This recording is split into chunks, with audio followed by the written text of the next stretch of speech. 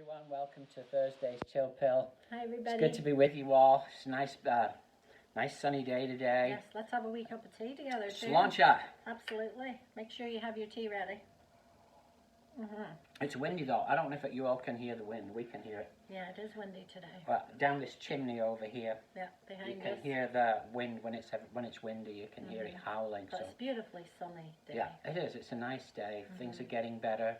Not only with the weather. Well, I'm saying that, but it's supposed to get cold. It's supposed to get cold again We're gonna tomorrow. We might have to bring our plants in again. Yeah, cover up your plants if you can't bring them in, if they're already planted. Right. But things that you can The move, pots just and things. bring them inside because it's going to be 28 degrees Oh, on Friday. dear, dear, dear. Ohio, huh? Never know what it's going to do here. No, that's true. But I'm looking forward to this weekend too. We're going to be in the parking lot again. Hopefully we're getting a flatbed, 2 flatbed trucks out there. Yeah, you mentioned that. So That's we'll gonna have a be stage. cool, right? Hopefully it's not windy. It might get Oh, blown there you off it. go. There you go. Is it supposed to rain though too? In the afternoon. So. Oh, so we might miss it Yeah. in the morning. That's good. So anyway, I just wanted to continue a little bit with this story that we started talking about the other day, where this man's born blind, and the disciples want to know who sinned, this man or his parents, and there's some more interesting things that happen in the story. So here it goes and talks about the neighbors. The neighbors and those who had seen him before as a beggar were saying, "Is this not the man who used to sit and beg?" Some said, "It is he." Others said, "No, but he is like him." Then he says, he kept saying, "I am the man." It's me. Yeah, it's me, all right. I am the man. So they said to him, "Then how were your eyes opened?" So he answered, "The man called Jesus made mud and anointed my eyes and said to me, 'Go to Siloam and wash.' So I went, washed, and received my sight." They said to him, "Where is he now?" He said, "I do not know." They brought to the Pharisees the man who was formerly been born blind. You never get to know this guy's name, by the way. He's always the man It's born never blind, the focus. or the man formerly born blind. Now it was a Sabbath day, which Jesus made his mud and opened his eyes. So the Pharisees again asked him how he had received his sight. And he said to them, "He put mud in my eyes, and I washed, and I see." He must have got tired of telling everyone this. Like I said before. Yeah, so the Pharisees asked again, how did he receive his sight? Some of the Pharisees said, "This man is not from God, for he does not keep the Sabbath." Right. But others said, "How can a man who is a sinner do such amazing things?" And there was a division among them. Right. You know, it's interesting. There's always a division because it's a choice, like what we've been talking about. You know, seriously, the human choice is a big thing. It's like God, made us, of course, and has created all things, but we are just like Adam and Eve had a choice. We're always with a choice. Will we believe or not? Yeah. And so there's always this division, people who believe and people who don't. And the interesting thing is, it says these were his neighbors, and they were passing him by day after day. Right. And so some of them immediately acknowledged, yeah, this is the guy that we passed every day. But there's others of his neighbors saying, "No, it can't be. It can't possibly be this guy, because this guy's blind and this guy can see. Yeah, he looks like him, but he's not the guy." Can't be him. And you know what? That brings. You and I have been talking about this too, because it brings up this whole idea of expectations in life. Yeah. Like, do we always just want everything happening exactly the way it was? You know, you can't be the guy. You're the guy that begs and you can't see. Go and do your thing. And don't do this new thing. What do you mean you can see? Yeah.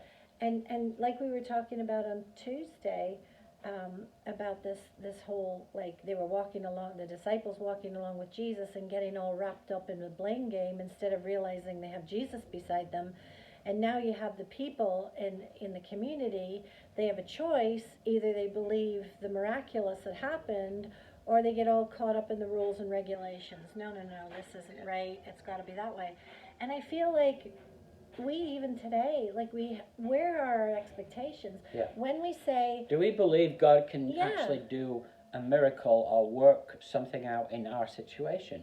Or even that do we're in. something we're not expecting. Yeah, the Like unexpected. sometimes when we pray, we're praying and asking God to help, but like we have an idea of exactly what we want Him to do, when and where, because Yeah. then we know it's in control and it's exactly the way we want. Or are we praying in faith saying, you know what, Lord, the rest of it is just not right. It needs your touch. Can I see your glory? Just come and presence yourself here. And then what's our expectation? Are we in the place where we can recognize, you know what, that is from God. God did open His eyes. That's the amazing thing, because God is here. Right. Let's look at this now in terms of, okay, say the blindness is this virus. Yeah. What are our expectations for healing, for Exactly. a different kind of outcome? Exactly. Or are we really expecting really doom and gloom that a lot of people are going to keep dying, which may be the case, we don't know yet, but what are our expectations what are your expectations for yourself coming out of this virus? You know what? We've been locked away. You're a people person, right. So am I, and it's been hard on us. It's difficult, yes. Because we like to be around people and we've not been able to. Right, and you know, you listen to the news and everything, and of course it wouldn't be news if it was positive and happy. Every now and again we do get a wee bit of a glimpse of, oh, there's good things going on too, but mostly it's all the stack up of numbers of who's dying, who's out of work, what's the chaos and everything. Meanwhile, the governors around the country are trying to move their states back into action. What's my expectation? I think a couple of things. I hope that we've all learned something through this. Like we've said on these chill pills, like, let's keep things cleaner, let's keep washing our hands, let's not, kind of cough all over everybody, and if there's people sick, stay home, that kind of thing. But beyond that, I feel like, I hope we've also learned the importance of family, friends, connections, never to take that for granted again. Yeah.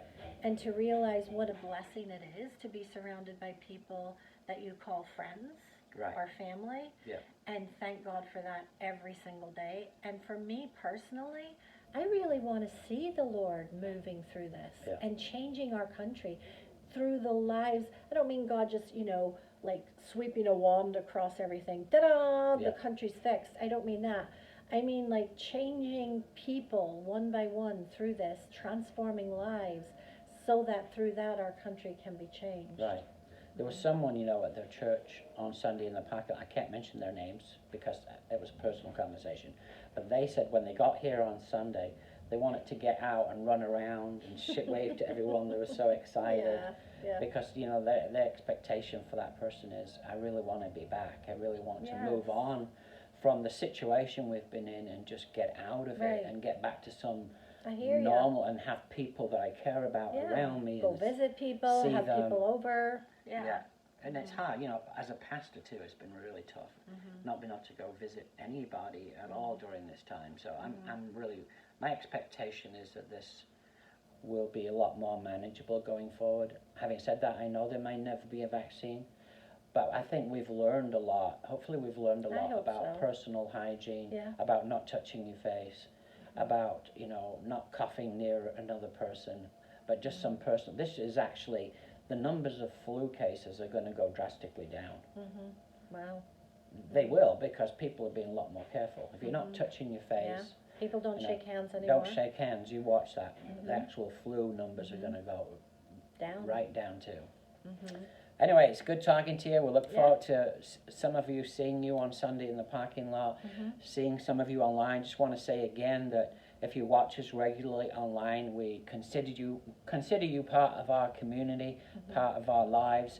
Thank you for coming and listening. Yes. Keep making comments, helpful comments, hurtful comments. No, not hurtful, but things that can help us, or if there's subjects that you feel you want us to cover or you have questions, you can send them to my email, andrewtraynard@gmail.com. That's andrewtraynard@gmail. Or send them to Ruth.